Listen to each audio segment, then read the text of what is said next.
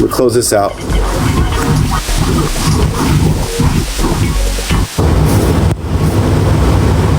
Yeah, okay, good. Then I'm right about that. Just different formation of classes. So I was right. Yeah, what page? Page 54. Incarceration,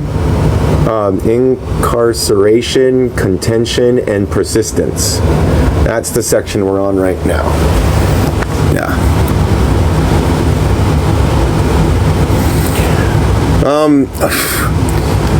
In the early 1970s marked an important moment in the political evolution of black power ideologies. Urban rebellion subsidized as black elected officials became mayors and congresspersons and held many other positions previously unavailable to them due to de jure and de facto racism.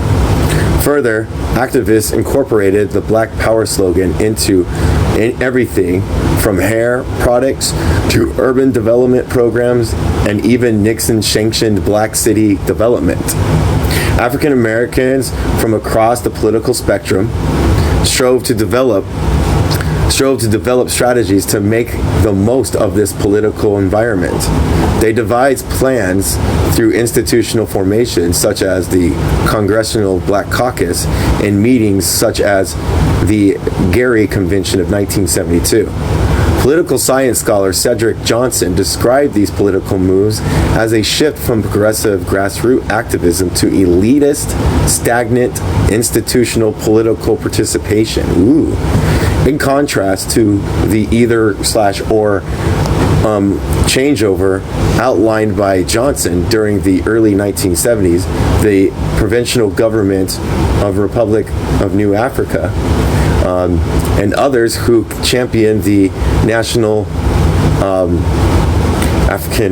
New African independence movement focused on grassroots, organized, and cadre development, as well as establishing a provincial government as an electorally based institution. Having moved their governmental headquarters from Jackson, Mississippi, New Africans began to execute their strategy for political dependence. In the process, they were involved in another shootouts with police and the FBI that occurred on August 18, 1971. In a pre-dawn rapid raid, the local police and FBI shot tear gas into the Republic of New African residency of Lynch on Lynch Street. In response, the New Africans present shot back, unaliving one police officer and injuring an FBI agent. The incident also resulted in arrest of several New Africans, including Omar Abdallah, which was devastating and diverted attention from their plans, whereas the provincial government of the Republic of New Africa previously focused its energy on organizing new African communities and recruiting the development of new cadres. Following the shootout, it allocated a tremendous amount of money and energy into defending the, quote, Republic of New Africa -11, end quote. The alleged participants in the shootouts in their various court cases. The deposed President Amir Abdallah and Midwest Regional Vice President Hakima Anna lost their legal authority per the code of Umoja, the Republic of New African Constitution, thereby transferring power to Al-Alaja, I'm going to try that my best, Adegobalalawa. Wow, that's hard. Dara Abubakara and Choquin Lumumba. According to Lumumba, Ada Ganbolala can't say the word, trained the aforementioned younger New African leaders in order to build up cadres and instill discipline across the Republic of New African cadres. It was this group, he stated, quote, that really began to work to free the land, unquote. They planned and implemented a course of action that involved moving people to the south and raise money for, quote, new communities, end quote, with the hopes of developing the new nation around those communities. Under those auspicious, they also generated enthusiasm for the 1971 General Republic of New African elections aimed at simultaneously educating black people about the New African independence movement and creating a people's government to help lead them to liberation. Although considered a success by some RNA leaders, the 1975 elections reveal the moment during which many of the more experienced organizers began developing critiques of the provincial government of Republic of New African's direction. They learned several lessons about organizing based on their experience with the election. Look back real quick. It's giving apartheid, Jesus Christ. People, come on, read it. Read the book. Read the book. Read the book. Please read the book. Read the book. And investigate what it means. Read the book. Jesus Christ. Yeah, we already live in an apartheid. The United States is an apartheid. It's about a new African movement, you know? In particular, some in the younger contingent questioned the timeless and provisional government apparatus. After studying the Palestinian and Vietnamese struggles, the younger activists decided that the provisional government would be most affected after the masses of black people acquired education about the need for independence and after the revolutionary organization helped bring coherence to the resistance that would develop out of that need. Lumbamba and others experiences during the 1975 election also convinced many organizers that having a provincial government meant premature because the New African independence movement had not yet developed any broadly recognizable and committed leadership. When organizers canvassed for the election, people typically voted for whomever the New African canvasser presented. In other words, there was a lack of serious engagement with the process of the part of the voters. For that reason, provincial government activists concluded that voters did not have any strong political connection with the election or the people for whom they voted. Alongside this lack of connection, elected officials neglected to show up to meetings or assume responsibility for the positions to which voters elected them. Brother Chokwi and others attributed this problem partially to a lack of discipline, which Alajo, in, I'm going to say their first name, Alajo, endeavored to foster among much of the cadre. However, practical obstacles also factored into its seeming dereliction of duty. The RNA organized its leadership nationally and regionally, holding meetings in local I can't say this word, locations that require extensive travel for some. Not everyone had financial means to access time needed to get to all of the meetings. Therefore, attending an important meeting in Philadelphia might be impossible for an RNA official living in California, especially since the PGRNA lacked funds to provide travel stipends to help its leaders assemble. Regardless of the reasons of their absence, the People's Central Council, PCC, the top decision-making body of the Republic of New Africa, could not meet during an important meeting in late November 1977. Hey.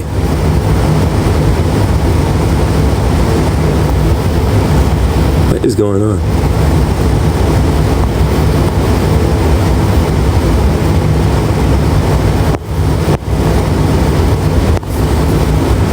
Where was I at?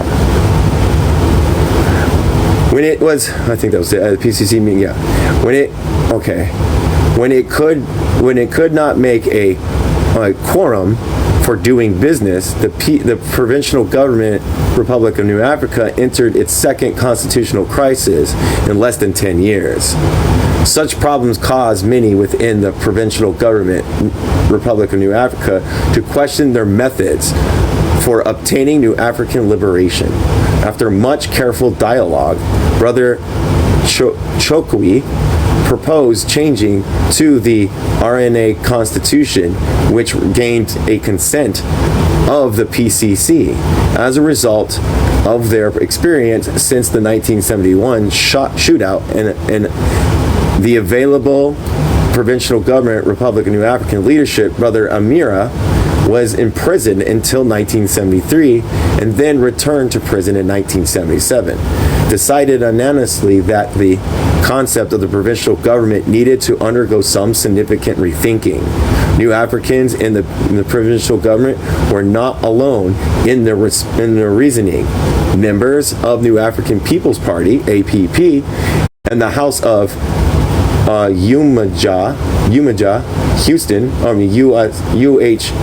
HOU, two successor groups of RAM, which is, I don't think it's in here, Revolutionary Action Movement, RAM, and several other black liberation veterans and Nephotites agreed with the New African Independent Movement needing a stronger revolutionary political party or activist formation to organize at grassroots for New African independence. What is going on?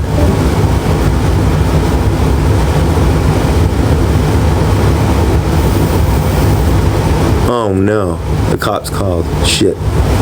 Ew. Beginning in 1978, some of the provincial government Republic of New African leadership began to seriously talk about the possible change, led by Chokwe, Lumumba, Dara, oh my gosh, here we go, Abubakara, and Ahmed Obafemi. Sorry, everybody. This group of New Africans earned the immunity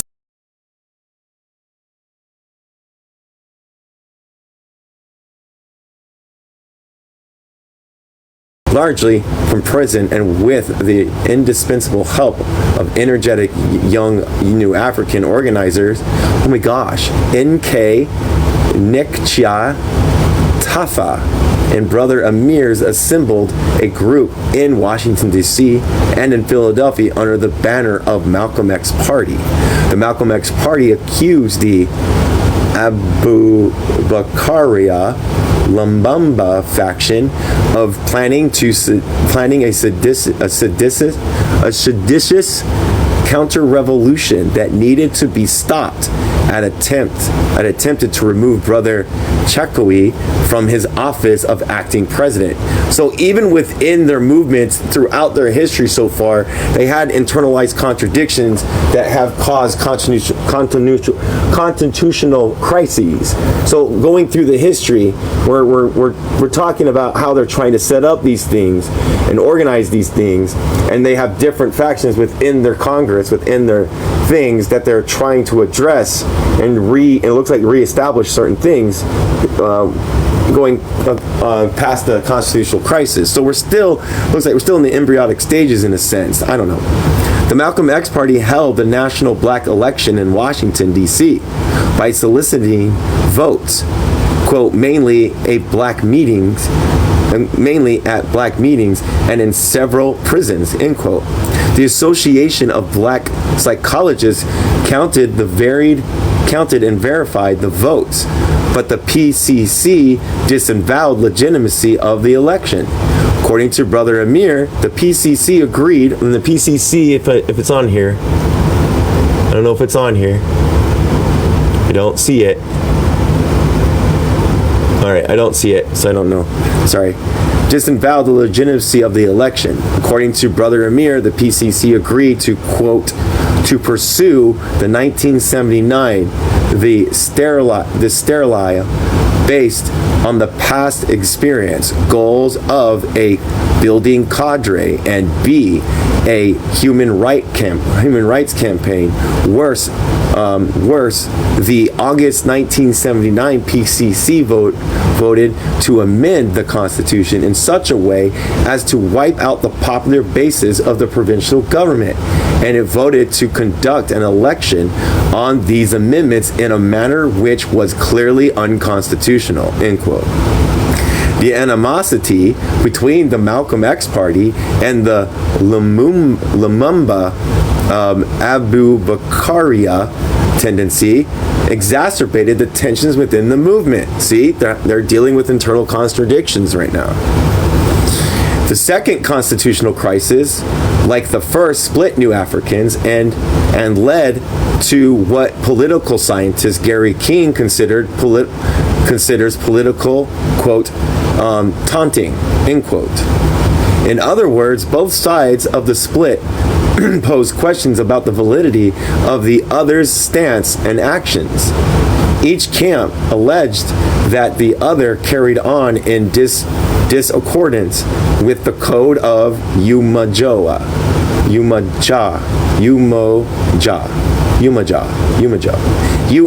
UMOJA. Horrible at it. Because this is where black people were taken to and forcibly to work the land. And like, this is a place where there's a lot of diversity of black people inside these states. So with along congruence with this, with the indigenous people, there is a sect that is very right-wing is what I heard. But like the ones that are actually working in tandem with the indigenous communities about how this looks and what it looks like in correspondence with land back. So, each camp alleged that the other, and the person that wrote this book is a black person who is also a New African. Again, like, research this stuff too. I'm reading the book, it's going through the history of it and how it got, right now it's going through the history. Each camp alleged that the other carried on in discordance with the code of Umoja, I think, and acted out of its desires for personal gain to the determinant of the revolutionary principles. After about 5 years, the ideological struggle and negotiation, the Malcolm X party and the Abu Bakaria Lumumba group, both asserting their legitimacy as the provincial government, Republic of New Africa, met in Washington, D.C., where they agreed to form a temporary, quote, reconciliation provincial government, end quote. It allowed officers from both sides to hold equal status in the provincial government. The coalition appointed Amir Obadallah and Daryar Ambarkaria as temporary co-presidents until the election of 1984.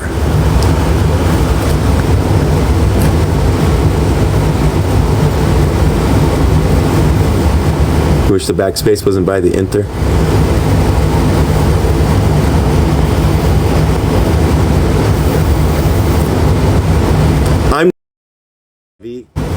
This is from black people. These are what they want.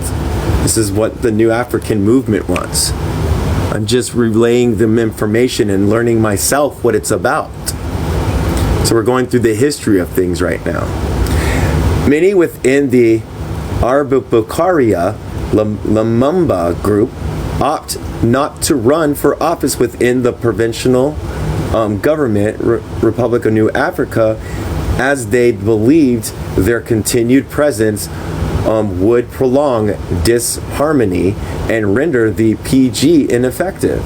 Instead, they left to my gosh, why are you doing things for me? I never asked for that.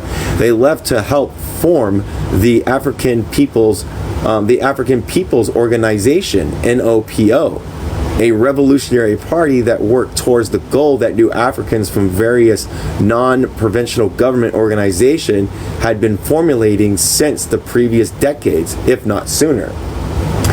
These included New Africans from HOU and APP, who were also essential in the development of the NAPO, which I don't think is on here.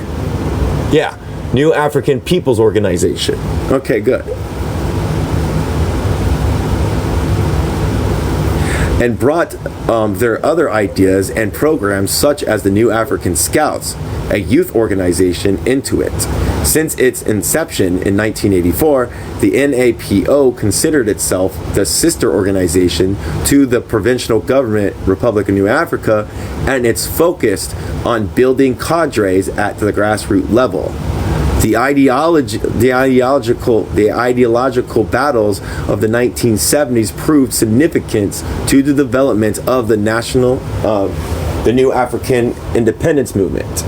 They indicate that in the process of trying to obtain independence, New African activists cultivated new theories and agreements in order to identify the best methods to proceed based on their experience with the organization and repression.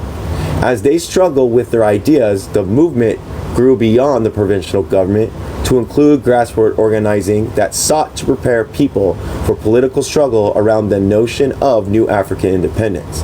While the PGRNA, Provincial Government Republic of New Africa, seemed to evolve into a constituency-based formation in harmony with the general course of Black Power organizing. NAPO and other NIAM groups continue to engage in forms of grassroots organizing that winged among other Black political formations in the closing moments of the 1970s. Some examples include the efforts organized through the National Black Human Rights Coalition, the American Anti-Bicentennial Committee, because various blocs within the National African Independent Movement emphasized different aspects of the independence struggle. They created space for the involvement of new activists opposed to practices based on the provincial government. Google is a thing.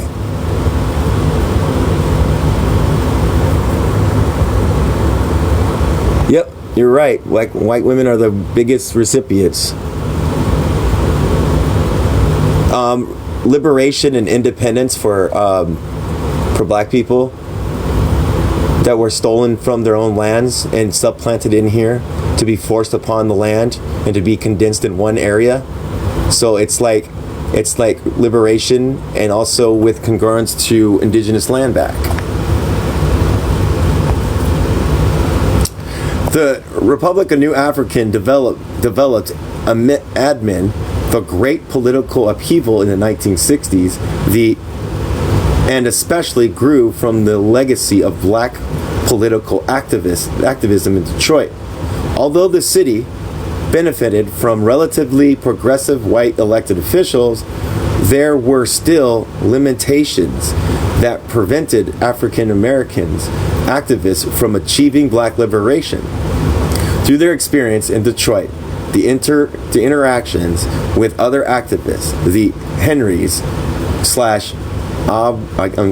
Abadalis, came to recognize that they could not achieve their goal within the existing political system. Instead, they adopted a revolutionary agenda. The 1967 Detroit Rebellion and its aftermath crystallized those sentiments, persisting an opportunity for them to become most vocal advocates for political independence and statehood. The Black Government Convention proved a significant outcome of their personal experience struggling for liberation in Detroit.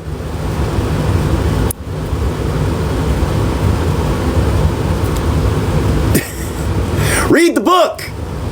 Go check it out. Jesus Christ, I just barely started the book. I'm still trying to figure shit out. Still learning. Go read the book. Go read the book. Oh my God. Also, go read the book. Holy goddamn shit. Also, significant were the changes that took place and internally due to the lessons activists learned during the early years of independence struggles. As young activists experienced and reflected on their actions as well as government repression in the name of the Republic of New Africa, they developed new ideas and analysis. They began incorporating. You guys got to remember that this is not a white-led thing. This is led by people, black people. This is not white-led.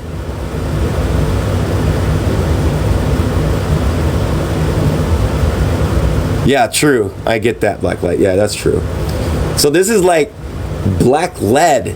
So like talk to people that like are part of the New African movement. I'm just learning about this. This is an important thing to learn about. Thank you, by the way, Black Light. I appreciate that, saying that to me. Because people are not understanding. They think it's segregation again when it's not. It's liberation. So far is what I see. They begin to incorporate that they have learned into, hold on, let me reread this. Because I forgot where I was at. Also, the significance there were the changes that took place internally due to the lessons activists learned during the early years of independent struggles. As young activists experienced and reflected on their actions as well as government repression in the name of the Republic of New Africa, they developed new ideas and analysis. They began incorporate what they have learned into the corpus and tenets that became New African political science. But old ideas and new developments did not always coincide easily, and many of the changes that younger activists wanted to implement moved them into organizations that ultimately struggled alongside the provincial government, Republic of New Africa, even as they maintained critiques of the governmental apparatus. Despite the various internal and external elements that could have brought about the New African independence movement's demise, the New African independence movement survives to this day. Liberation with central banks? I don't know. What the hell? I think people just don't like pay attention. Like, come on, read the book. Though in many ways the provincial government of Republic of New Africans' unique goals resonate with the plethora of objectives emanating black nationalist organizing during the 1960s and 1970s. New African activists remind us that black power and the different meanings to a range of people and organizations, as their contemporaries organized around black power objectives and sought liberation within the United States. New Africans promoted independence and statehood. Their end goal required them to reframe the popular political slogan in terms that departed from their peers, even as they promoted some of the same immediate objectives. New African political science provided a framework through which Republic of New African activists developed alternative understandings of such common political terminologies and its, iconography. What is that? I'm gonna look up a word. Let's look up a word.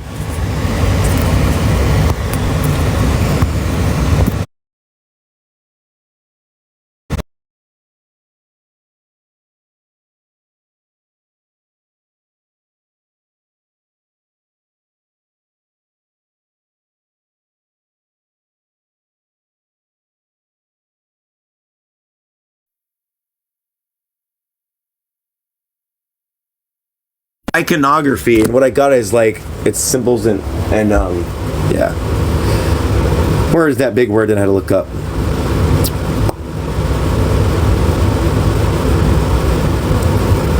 Where did you go? No, it was at the end of the page. Yay! All right, now we're on chapter 2. The fruition of Black Power, paper citizenship, and the intellectual foundation of lifestyle politics. The Republic of New Africa's flag is green, red, and black. According to an article titled, quote, "The Flag of Our Nation," end quote, the color black is on the bottom to symbolize the political and economic position of African people throughout the world. Green takes up the top position of the Republic of New Africa flag because New Africans have recognized obtaining land as the most important aspect of their struggle for liberation. Only by gaining land and independence could they expect to help rearrange the economic conditions that made African people among the poorest in the world. Finally, the thin red stripe in the middle strand in for the blood of people who must secure land through any means necessary, though New Africans hope to lose, quote, as little blood as possible, end quote, in pursuit of their goals. After the same time, the Republic of New Africa released an article explaining its flag. Edward Vaughn, a black business owner and former statewide Citizens Action Committee member, alongside Milton Henry, published a small book explaining the history, meaning, and the use of the red, black, and green flag. In elaborating the flag's color and their order, Vaughn argues that they follow the traditions of Garveyism, the political movement that made them popular in African liberation struggles worldwide, and insistence that the colors should never be changed or reinterpreted as colorful markers of ideology and end goals. The variations between the Republic of New African's account and Vaughn's rendition indicate a wider body of arguments that distinguished the provincial government Republic of New Africa from its Black Power era counterparts. The PGRNA gained life during the moment of great social and political upheaval in the United States, across Africa, and other formerly colonized locales. Yeah. New Africans viewed there as just one of many nations participating in the global effort to end worldwide white supremacy and end independence for colonized peoples. Global revolutionary fervor provided New Africans with the opportunity to educate African Americans about the provincial government, Republic of New Africa, Africans' role in collective uprising. The independence movements resonate with the founders of the provincial government who follow African, Asian, and North American black revolutionary traditions, produce similar ideas in their foundational text. One finds the RNA's central tenet articulated in its 1968 Declaration of Independence, the Code of Omojoa, and New African Creed and Oath, and the New African Ujamaa. Ujamaa also was in Tanzania, Ujamaa socialism. So yeah.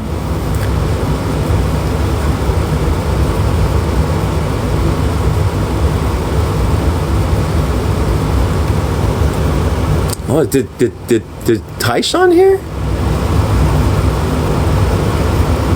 Thank you, Tyshawn Sound. I appreciate you. If you're still here, thank you. Thank you. I appreciate you a lot. People are having misunderstandings of these things. If you're still here. Are you still here? Oh, look. Yeah. People are having huge misunderstandings of these things. Largely written and published within the first 5 years of the provincial government's founding, each document provides a glimpse into the ideas that have guided many Africans' daily decisions.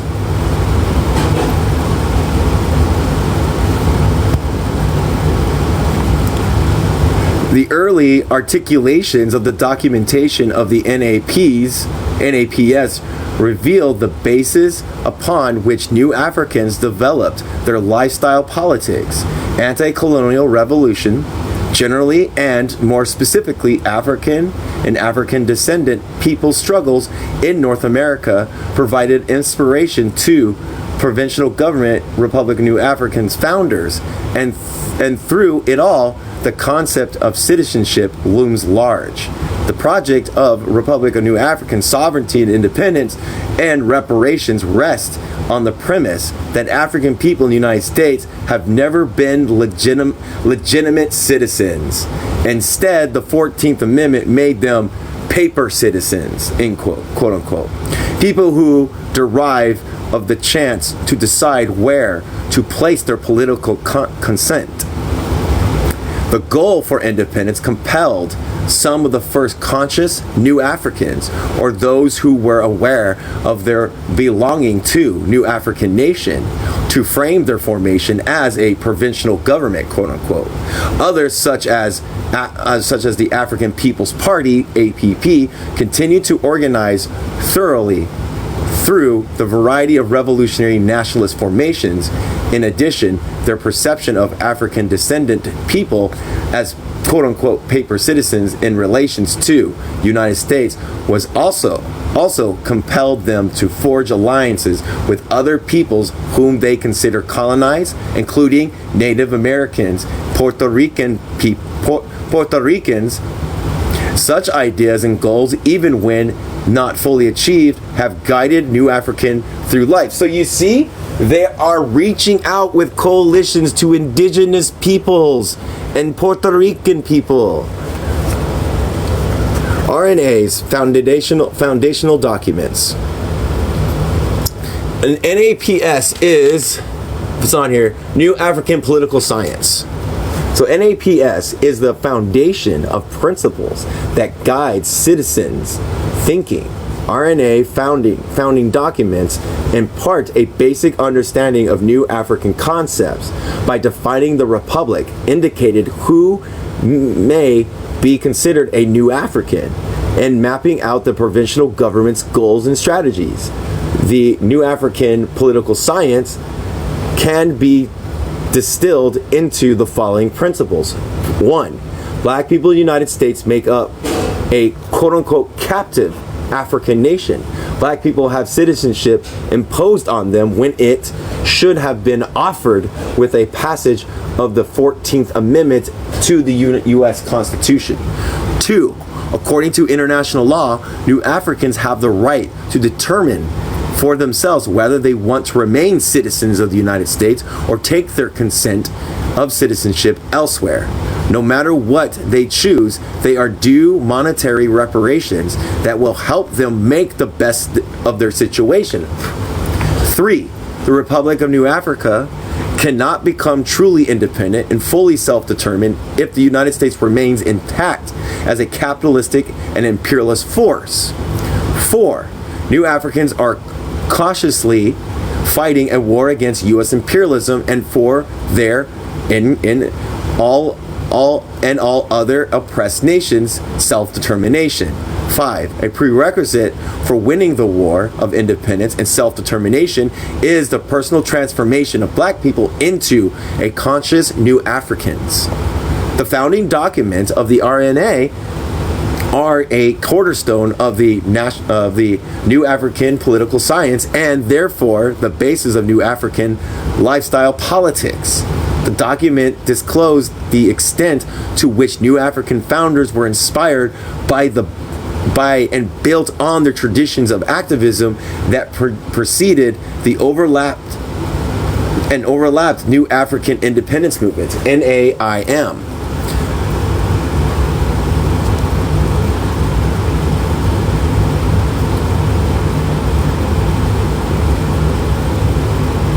Yeah.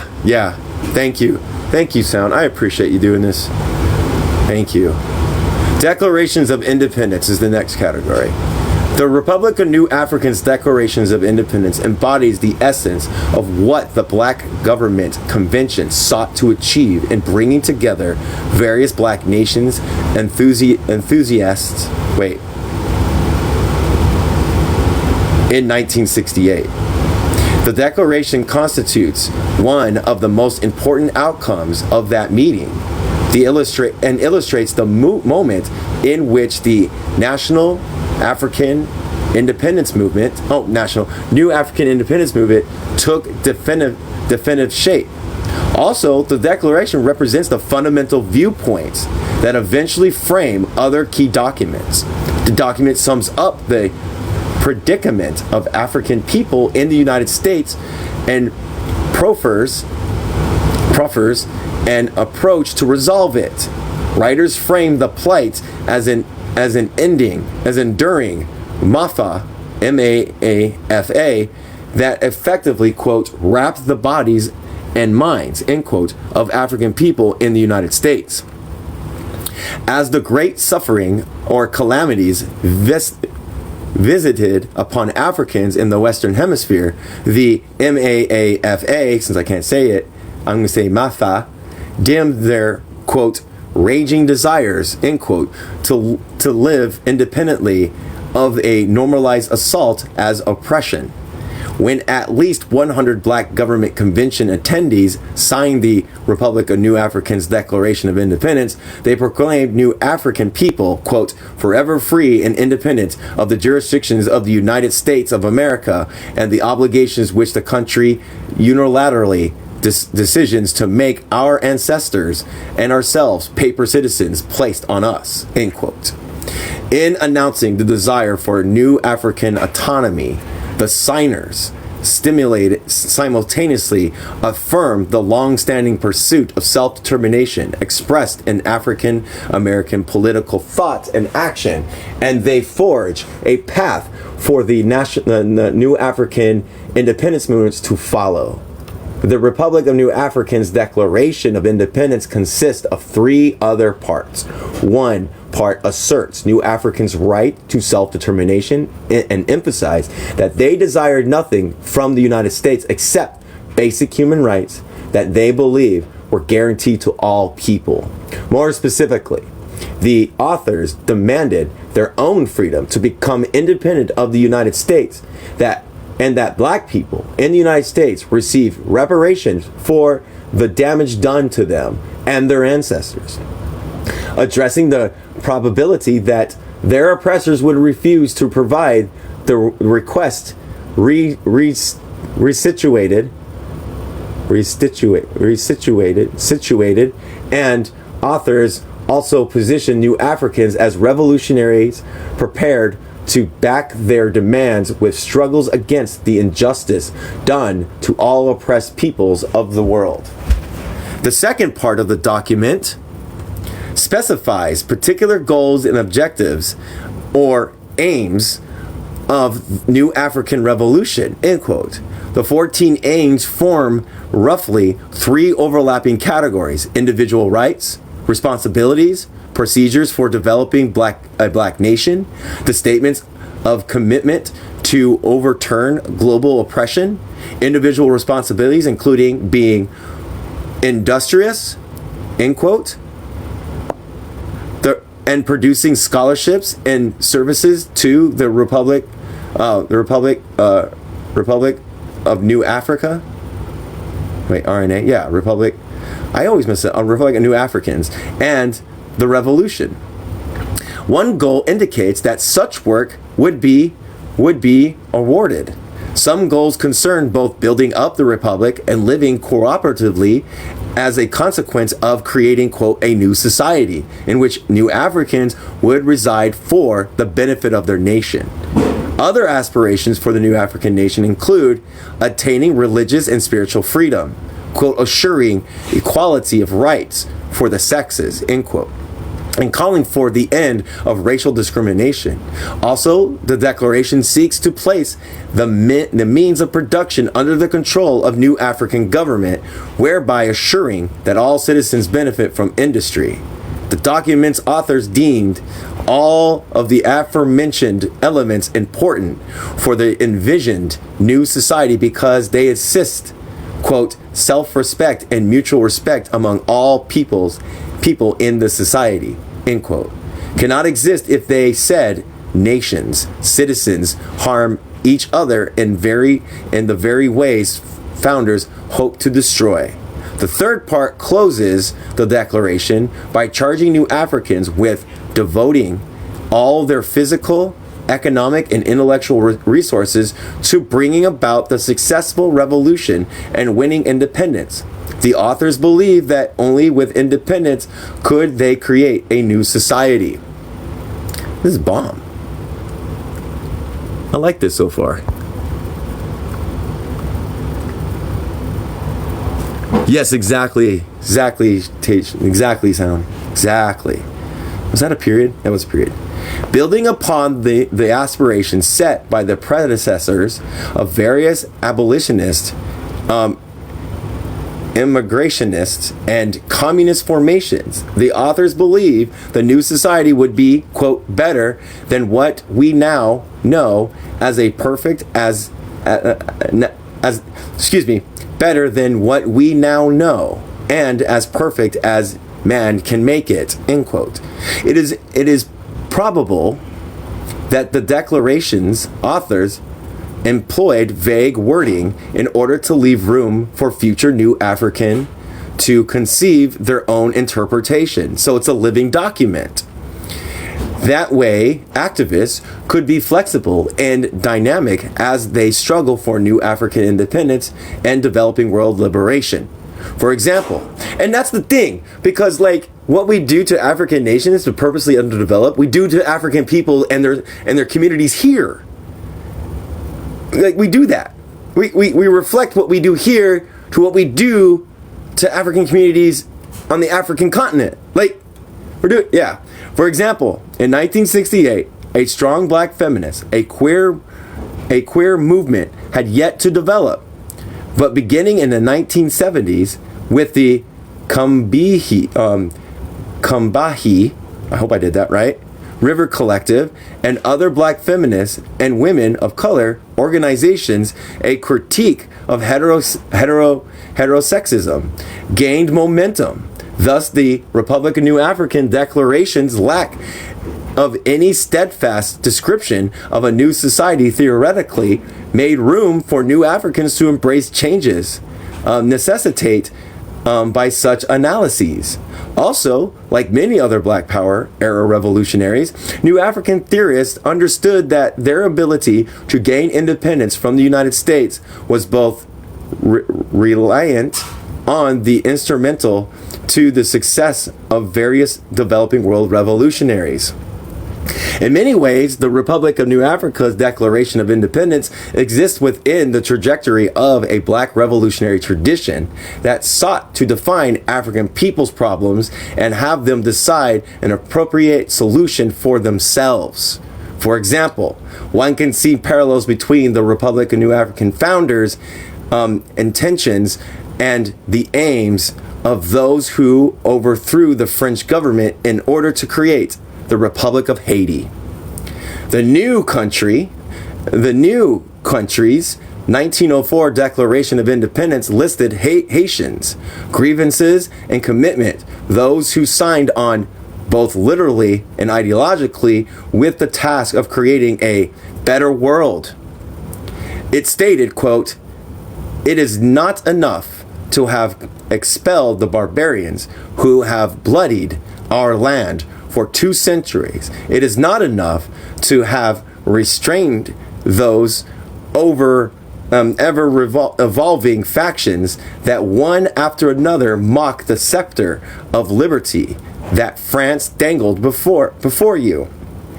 We must, with one last act of national authority, however assured, the empire of liberty in the country of our birth, we must take any hope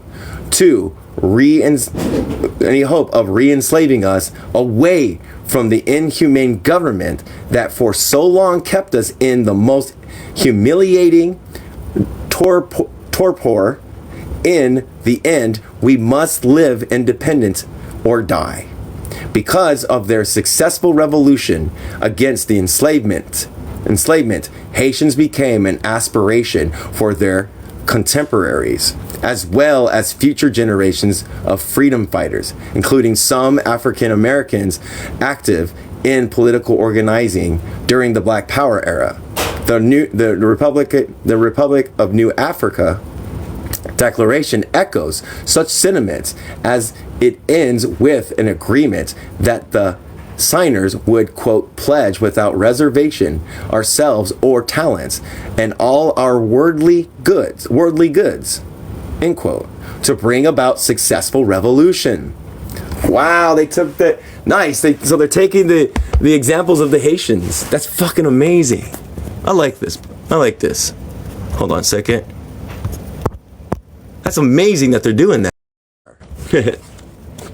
The Republic of New African counterparts, such as the League of Revolutionary Black Workers and the Black Panther Party, expressed similar ideas. The League, for example, sought to wage, quote, relentless struggles against racism, capitalism, and imperialism, end quote.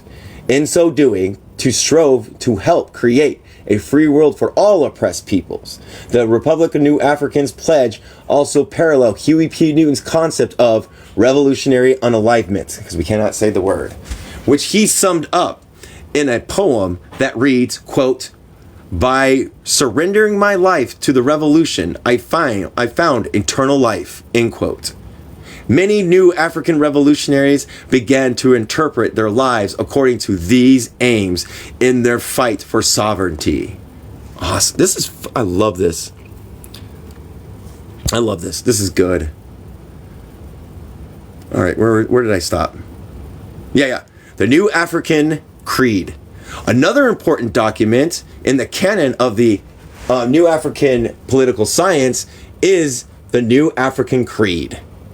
The reiterates of declaration aims and builds on the pledge presented at the declaration's conclusion. In fact, the document let me read it. In fact, the document is a set of guidelines for putting the principles of declaration into daily practice. Written and approved shortly after the Republic of New African's founders declared black people's rights to seek independence from the United States.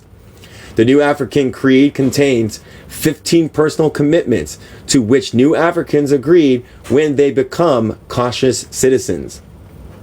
Written as I statements, they emphasize individual and collective spirituality, moral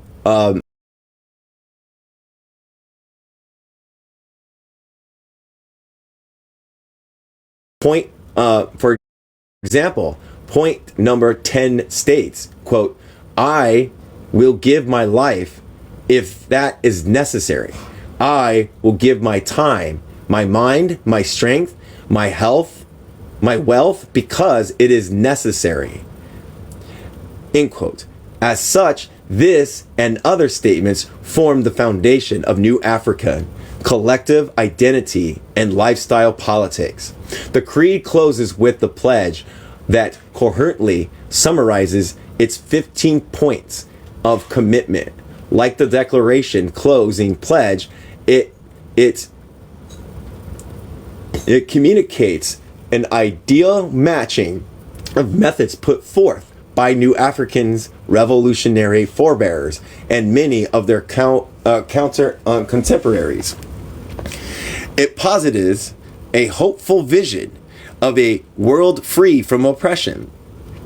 An original version, New Africans declare, now freely and on my own will I pledge this creed for the sake of freedom for my people and a better world, on pain and disgrace and banishment if it proves false. For I am no longer deaf, they use the D word, as in unintelligent or blind. I am, by the grace of Malcolm, a New African, end quote.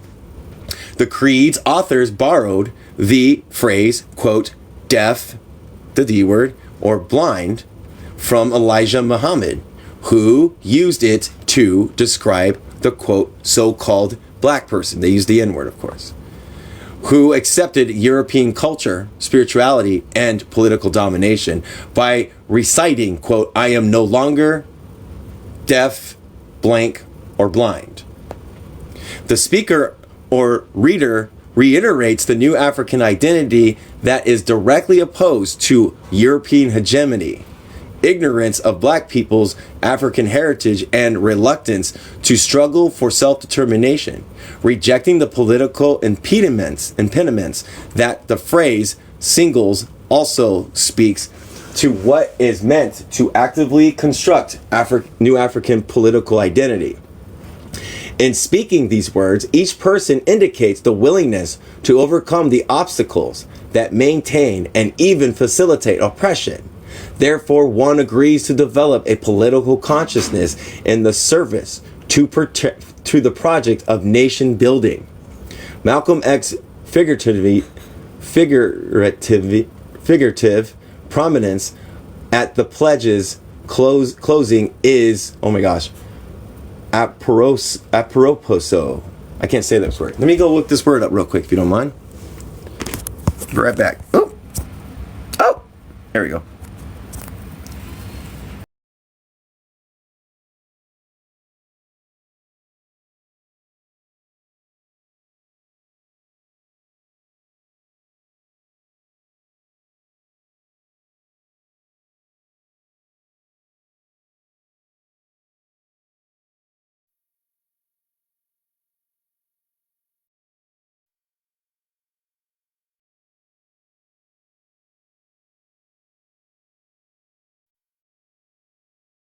Apropos, meaning the right time, the right situation, I guess. Considering his influence in the lives of the Obedel brothers and many other Black Power activists, when the Republic of New Africa developed the creed, Malcolm X's spirit endured as one of the preeminent forces behind various ideological trends of the period. However, his distinctions in the creed became subtler when on May 5th, 1993, the Republic of New Africa revised the pledge to state, I am, by inspiration of the ancestors and grace of the Creator, a new African, end quote. It is likely that with the aging and passing of several important activists whose work preceded and inspired the creation of the New African, of the Republic of New Africa, and the provincial government of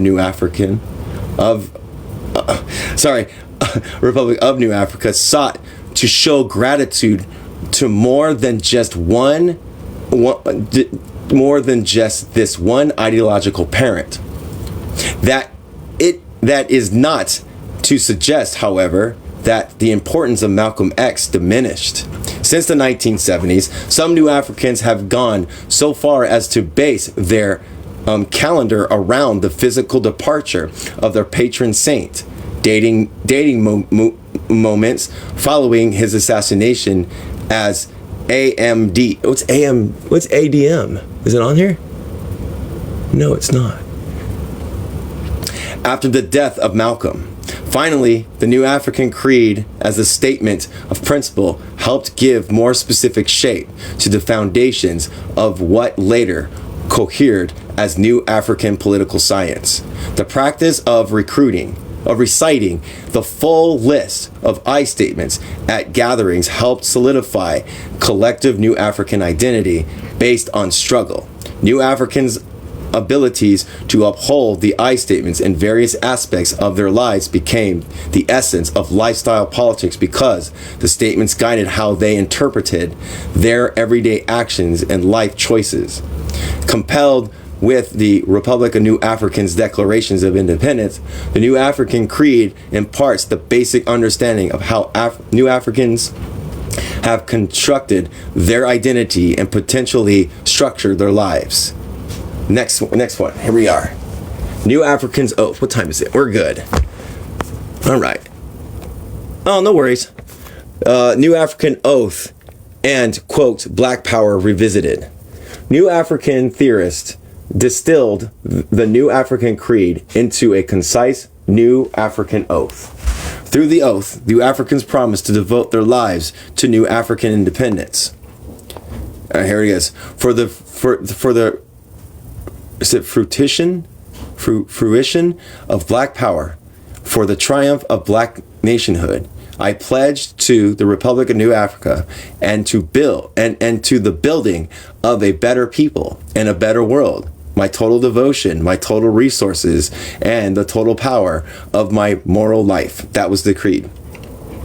Because the oath begins with the vow to bring Black power to fruition through, quote, the triumph of Black nationhood, end quote, is forcing us to carefully consider some of the prevailing assumptions about the concepts of, quote, Black power. Here we can assess where and how ideas overlap and departed. According to a flyer produced by New Africans in New York City, quote, Black power means more than wearing afros. Oh my gosh, dashikis. Oop, looks like nice. Dashikis, taking or teaching a course in Afro-American history, using traditional names, and calling each other brothers and sisters. Quote, end quote. Instead, quote, Black power means having your own nation. But in order to build a nation, Black people must begin by controlling the institutions in their communities, end quote. The author of the flyers text emphasizes controlling schools and supporting, quote, real Black political candidates, Black community organizations such as the Welfare Rights Group, an all-Black revolutionary organization, end quote. Such goals are congruent with the more prevalent emphasis of many Black Power era organizations and initiatives. Yet, in articulating the end goal as the creation of a Black nation state, activists transformed seemingly reformist practices into revolutionary tactics for New African independence.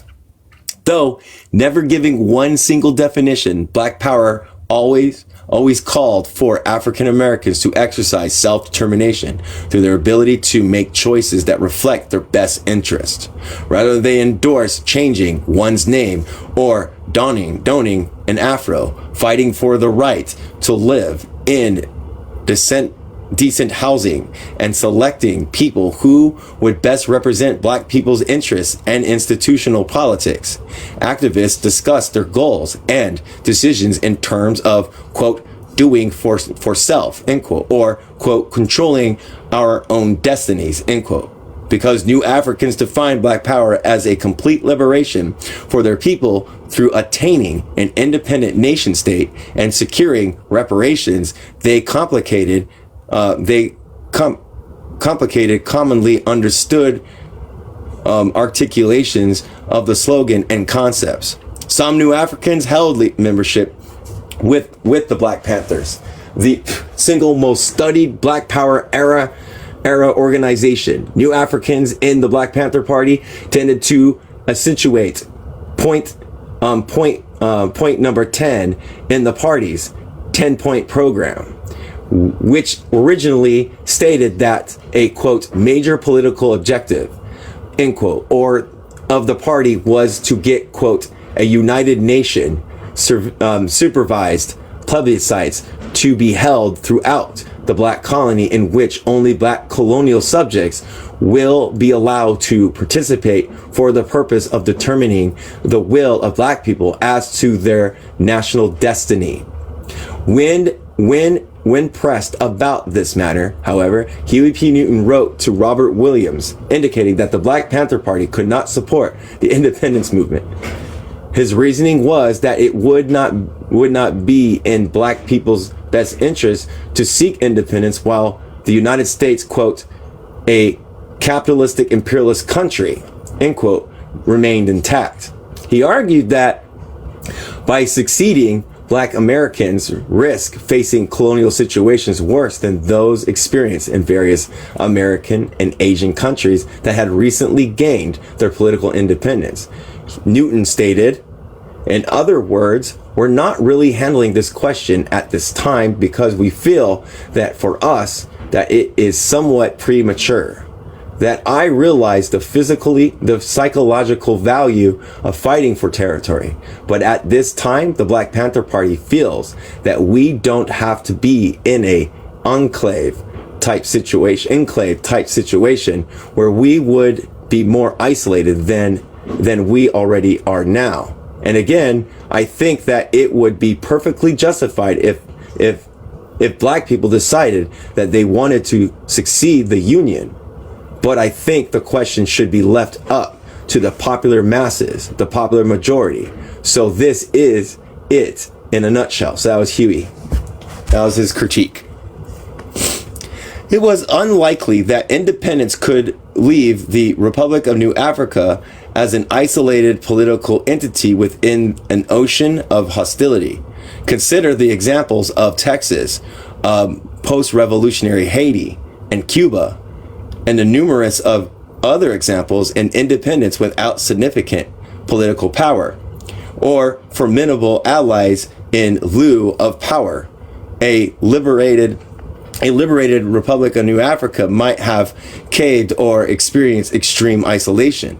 Although the provincial government Republic of New African leadership hoped to develop strategic alliances, none had developed by the time Newton penned his letter to Williams. Newton's position represented a practical analysis of a geopolitical context. In 1970s, after significant changes to his analysis of local and geopolitical conditions, Newton restated his position on the provisional government. Instead of considering it premature, he put forth that any land under provincial government control was, quote, the people's liberated territory.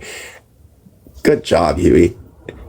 That, quote, represented a community liberated, end quote. However, for Newton, having liberated territories was not in itself a sufficient goal in a broader struggle for revolutionary intercommunalism. He insisted, quote, it is only grounds for preparations for the liberation of the world, seizing of wealth from the ruling circle, and equal distribution and proportional representation in the intercommunal framework. Although Newton singled some ideological support from the Republic of New Africa, he maintained his disagreements with New African independence because of the ideological differences between the PG and the Black Panther Party. But by arguing for intercommunalism, he also critiqued the major goal of New African independence activism, statehood. According to Assata Shakur, many Panthers either did not understand or disagreed with Newton's arguments for intercommunalism. Perhaps this lack of comprehension and or difference of opinion helps explain why some Panthers and Black Liberation Army cadres continue to promote point number 10 of the Black Panther Party's programs and platforms. New York Panthers, oh my gosh, Saififai Bakura and, Bella La Suna Ali pledged their allegiance to the provincial government as they carried out their duties for the party. As former Panthers, what is this? Make sure it's this. Sada Shakur, and her comrade, oh my gosh, I am so sorry. I am horrible at pronouncing these. So horrible at these. Sundiath,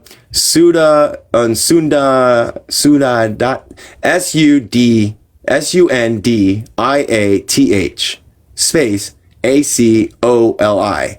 Akula. Sorry, everybody. These are African names, and it's my problem. Where was it at? Also swore loyalty to the provincial government, Republic of New Africa, towards the end of the 1970s. Here we go. Sundi Ashanti Unkuli. Sorry. It's my reading disability that makes it hard. That's what's the problem is. The Congress of African Peoples, CAP, also exhibited fidelity to New African independence in 1970. In the 5-point resolution, it decided the following. First, CAP, Congress of African People, recognized that black people in the United States had a right to territory in the Black Belt. They had the right to, quote, support the efforts of the Republic of New Africa to establish on this landmass an independent, progressive, technically and spiritually excellent nation for those black people who want it. Second, end quote. Second, CAP recognized, quote, the right of the Republic of New Africa to organize a peaceful plebiscite among the people living in national territory and to succeed the territory and the people peacefully from the United States should be a plebiscite to decide, and the Congress explicitly imposed and condemns any efforts of the United States or its political subdivisions to interfere with a peaceful organization of such a plebiscite or a peaceful execution of its results. Third, CAP urged, quote, the Nixon administration and a joint committee of the U.S. Congress to immediately, individually, or jointly with representatives of the Republic to discuss terms of peaceful settlement of the land, successions questions, and with representatives of the Republic and of the Congress of African Peoples to arrive at the details of the reparations settlement, end quote. Fourth, CAP emphasized the need to provide African Americans with reparations and resettle those who desire independence. Fifth, and finally, CAP advised black troops fighting for the United States against Vietnam to enter a ceasefire agreement with the Democratic Republic of Vietnam. Again, as an articulation of black power, land, and independence, qualitatively distinguished the New African Project from many others of that era. The oath, therefore, provided another opportunity for New Africans to align their individual lifestyles to the collective pursuit of territorial nationalism while using the rhetoric and symbols of black power, theoretically aligning themselves with the Southern African concept of Ubuntu, which bonds the individual to a larger collective. They consider each New African an important part of the black nation. The fine line New Africans drew between the individuals and the groups served as a basis for the development of their lifestyle politics. This line also shaped theorizations about how the New African economy could function. Interesting. You ain't getting nothing. You ain't getting nothing. You ain't getting nothing. I love it. I love it. You ain't getting nothing. Fucking wild. New Africa, Ujamaa. The economies of the Republic of New Africa. Now, I know Ujamaa was mentioned either in Walter Rodney's Decolonial Marxism or in underdeveloped Africa, how Europe underdeveloped Africa. And I think it was a form of Ujamaa using it was in Tanzania, wasn't it? That they did this? They tried to do an African type socialist society, you know? And I think that the person that mentioned it, the one person that I know that mentioned it a lot that I read from was Walter Rodney. So here we go.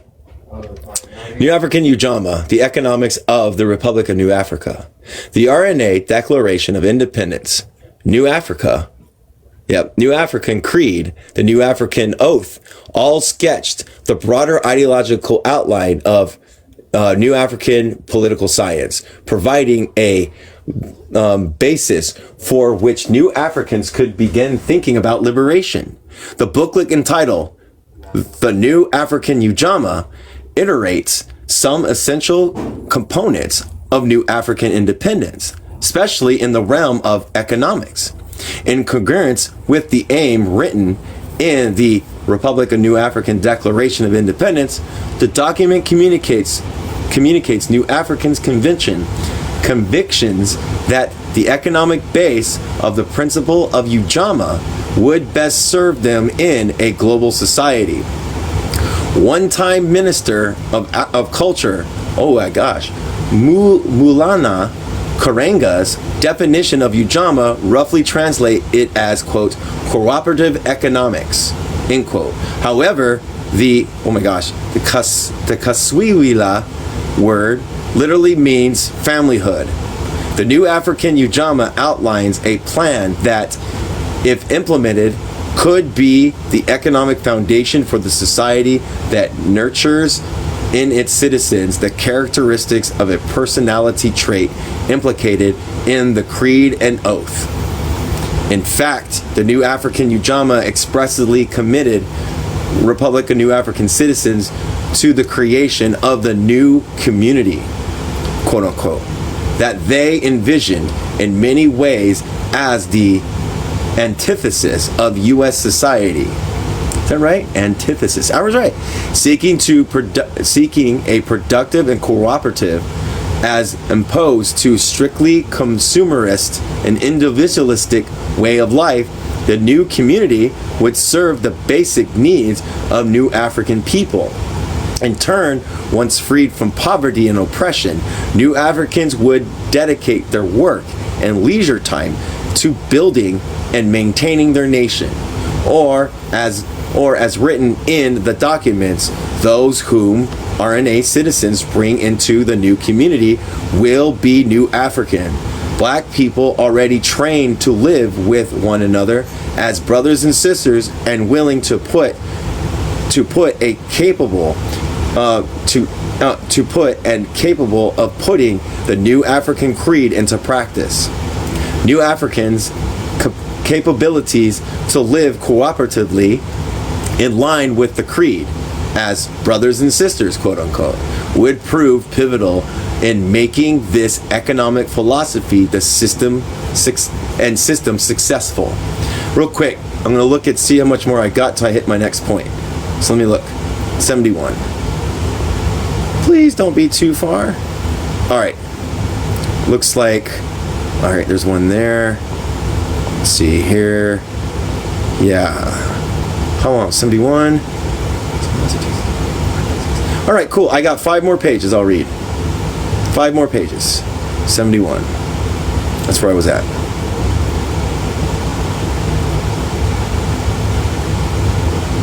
All right, here we go. Sorry, everybody. We're going to just make sure. Cooperative. Is this 71? Yes. Cooperative in line with the creed as brothers and sisters would prove pivotal in making this economic philosophy a system of success. The New African Ujamaa has 8 sections. The first, in which it is preambled, that defines nation building and black liberation as sacred duties. Quote, our supreme purpose in life or reason for being, end quote. The author writes, quote, must remain a companion guide eternally with us, full-bodied and well-formed, end quote. The author implores citizens to be mindful of, quote, the people's revolution until all people everywhere are so free, end quote, as she or he deems the end of worldwide oppression as part of the parcel of black liberation from U.S. domination.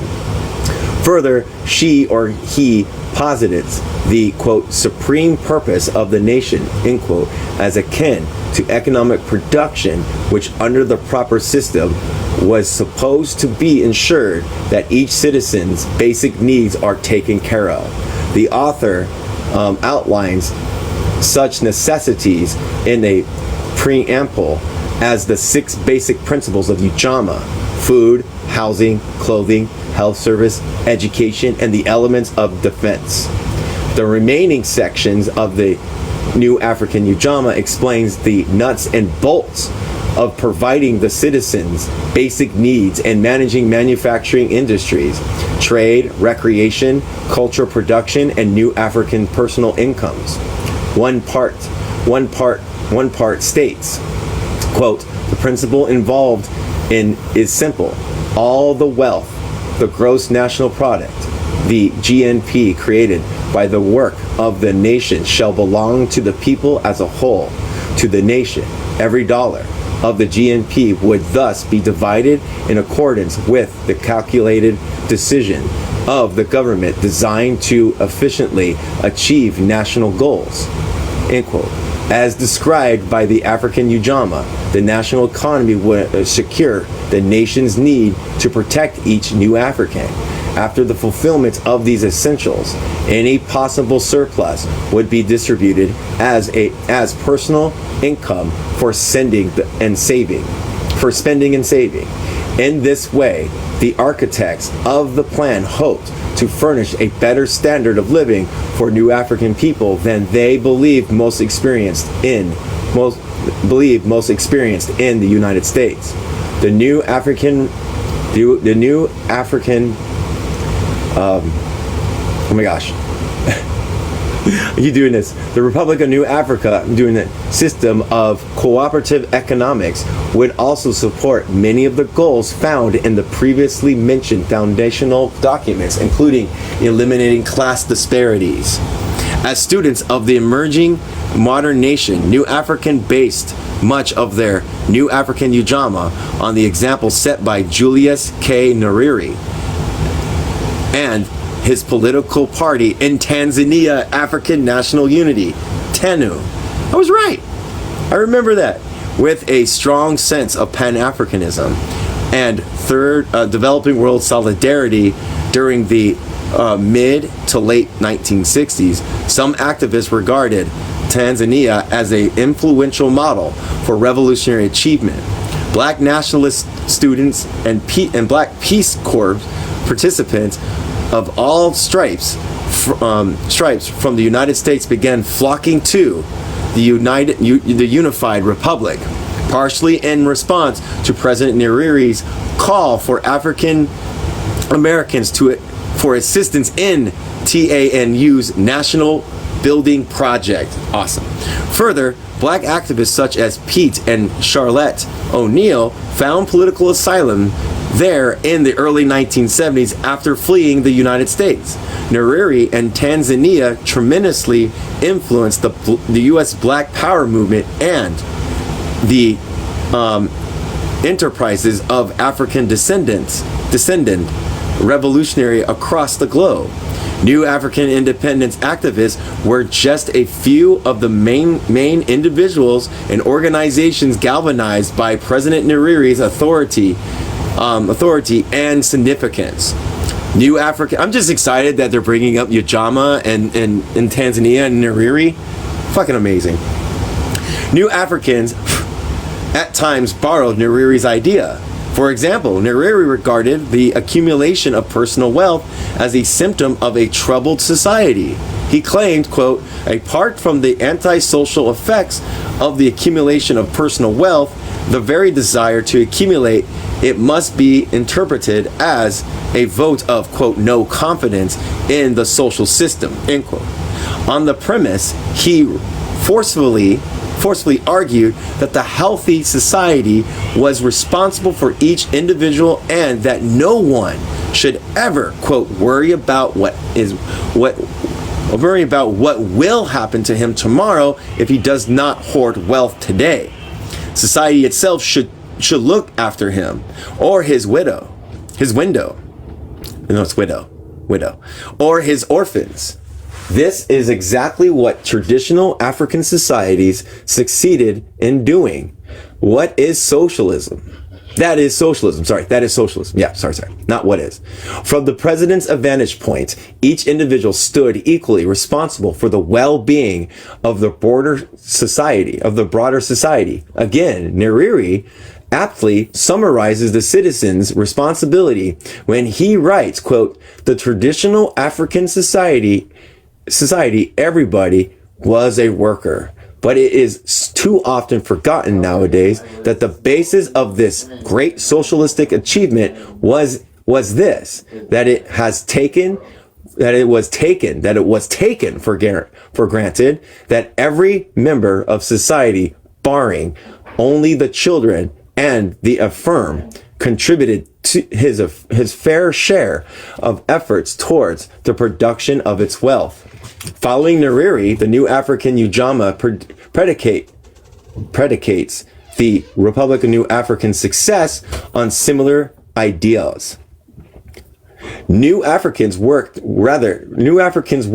rather in civil engineering and teaching, or as ministers in the provincial government, would go towards the betterment of the new society they were trying to build. The reward for contributing one's time, skills, and labor property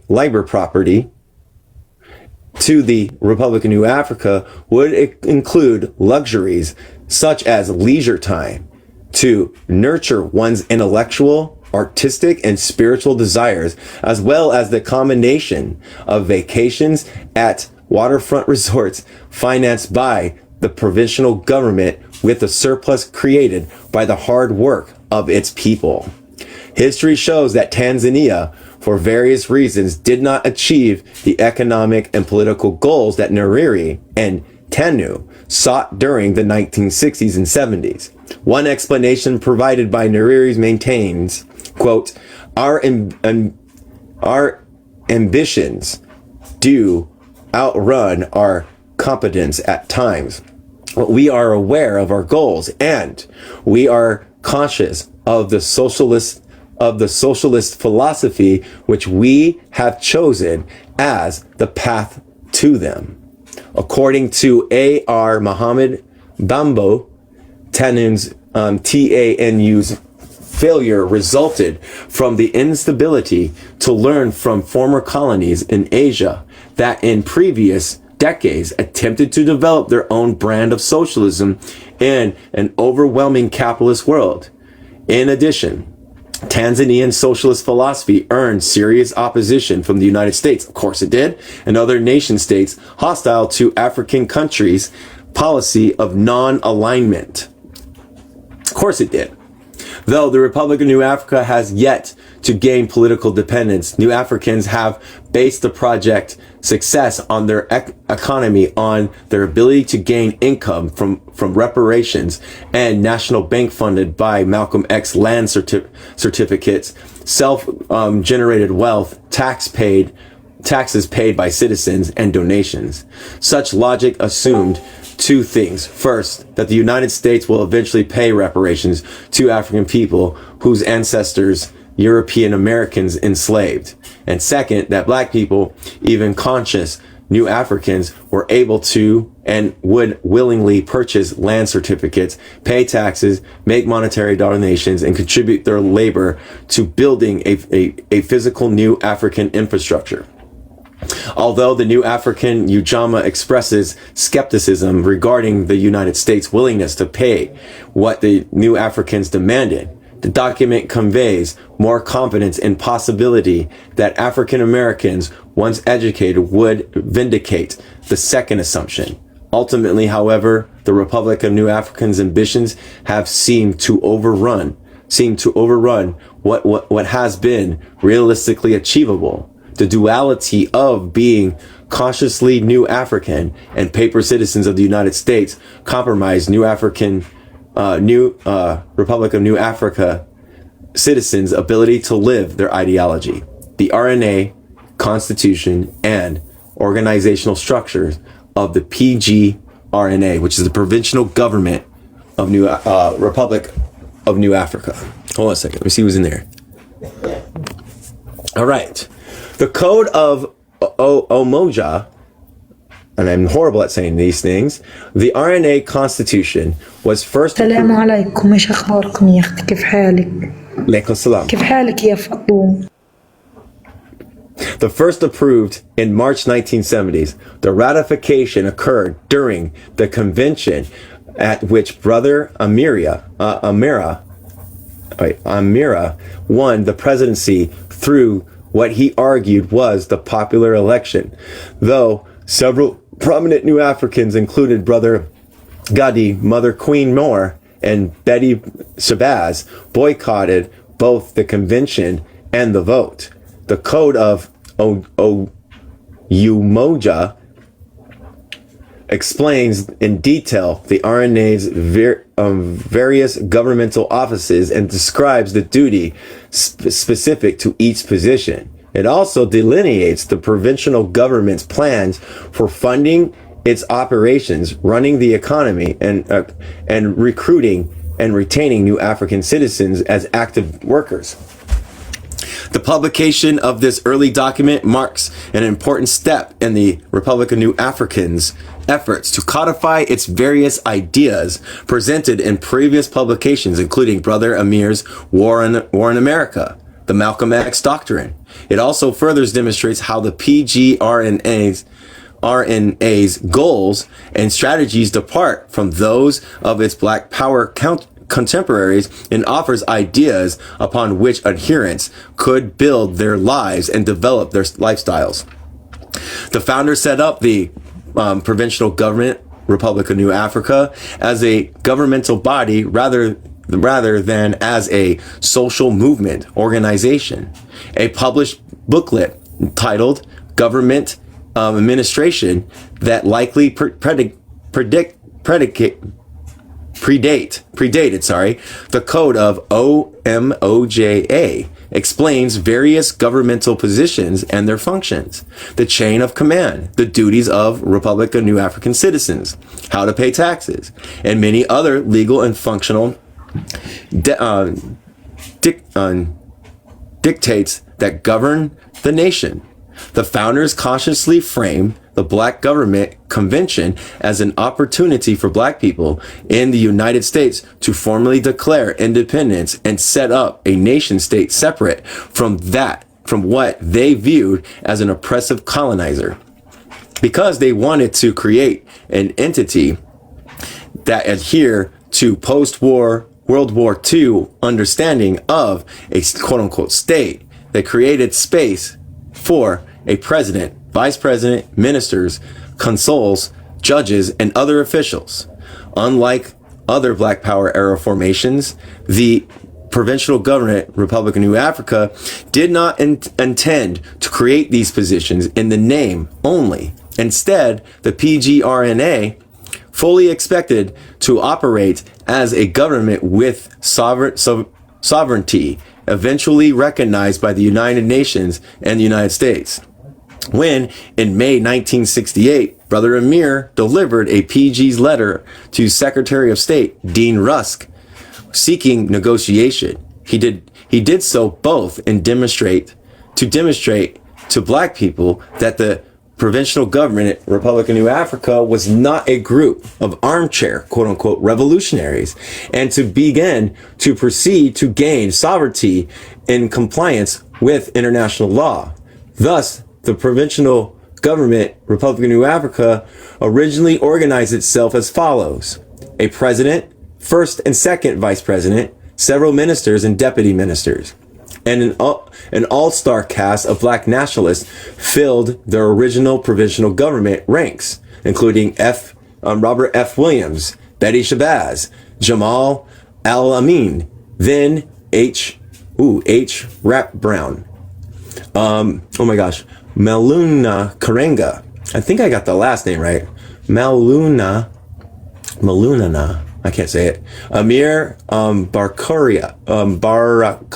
Baraka, Akbar Muhammad, Amid, Maxwell Stanford Jr., and Queen Mother Audley Moore. I think that's not. Okay.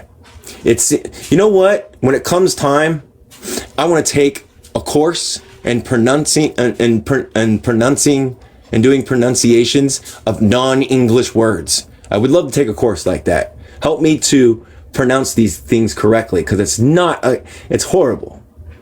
I'm not doing these names justice.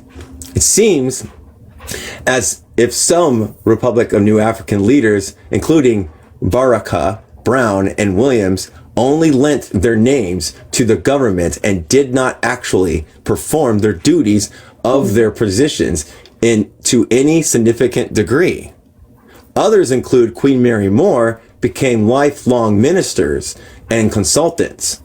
Even though New Africans organized a government structure, some activists argued that the Republic of New Africa initially functioned much like other Black Power organizations insofar as it conducted political education classes and promoted community organization rhetoric. However, the RNA founders, where am I at? We're almost there, yay. Initial and enduring intentions to constitute and maintain an independent government distinguished New African activism from what of their contemporaries. Not only did this aspiration set them apart from most other Black Power formations, it also developed among New African ranks a nuanced understanding of Black people's relationship to the United States. Their advocacy of political independence and territorial autonomy as the only solution for Black Americans. Problems attest to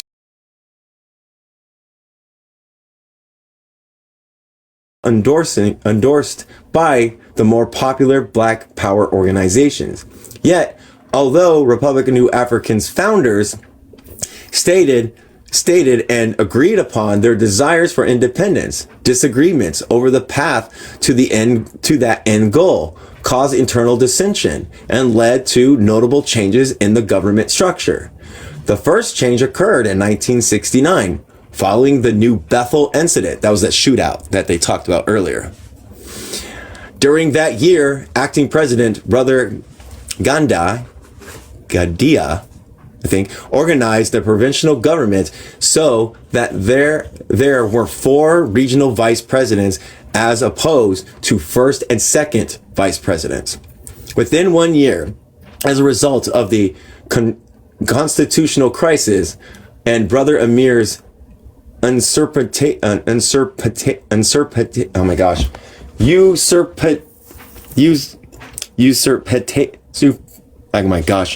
Hold on. I know this word. I just can't say it. I'll give you right back.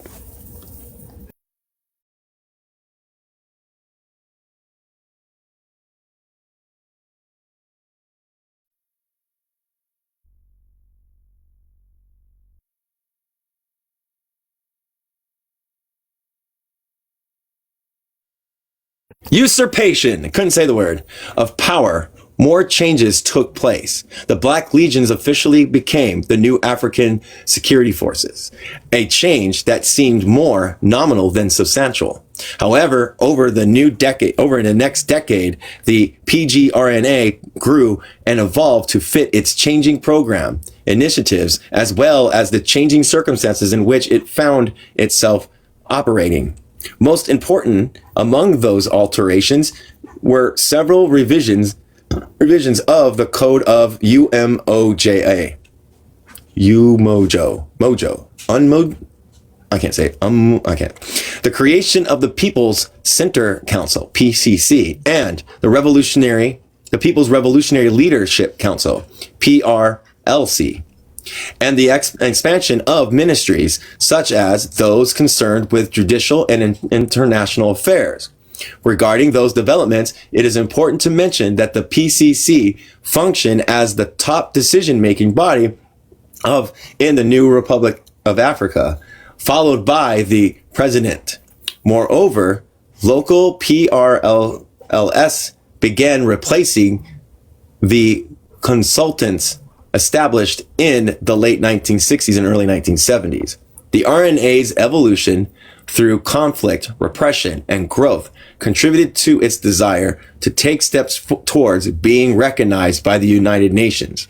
Political scientist James C. Roberts writes that in order for any, quote, political community to be sovereign, it must adhere in some degree to the following principles. It must have territory and population. It must demonstrate, quote, effective rule over the territory and population, end quote. And it must guarantee, it must be garner the, quote, recognition of other nation states, end quote. Well versed in international law and tried to gain recognition, New Africans argued was due to the captive black nation. The New Africans began trying to live up to their criteria with their creation of the PG in 1968. This is the last paragraph. The codification of New African law was necessary for the creation of a national political structure and culture by which New African citizens began to develop a unique lifestyle. The intellectual paradigm defies the typical categories within which scholars tend to place black liberation groups and individuals, and thus complicates prevailing understanding of black liberation, black revolutionary activism, and black power in the United States. Further and fuller comprehension of New Africans' ideological base reveals how difficult it has been for people to match their actual practice with their ideas, especially when those ideas run counter to the structure of a larger society of which they are a part. The concept of citizenship encompassed one important site for investigating Black Power activists' attempts to match their practice with the ideology. Citizenship, or the exclusive and contentious nature of it, formed the basis of the New African independent movements founding. The founders' participation of it guided the Republic's conceptualization of New Africa and New Africans' attempt to develop solidarity with other oppressed nations. And I will end there. The next will be RNA citizenship, Republic of New African Citizenship. Interesting. It looks like they're trying to shape it up. They have their internal contradictions, but like they're shaping it up and everything. And they're working hand oppressed nations and stuff, which is good. So not only are they connected with the domestic oppressed groups, but also globalized oppressed group, which is great. You know, this is all new for me. You know what I mean?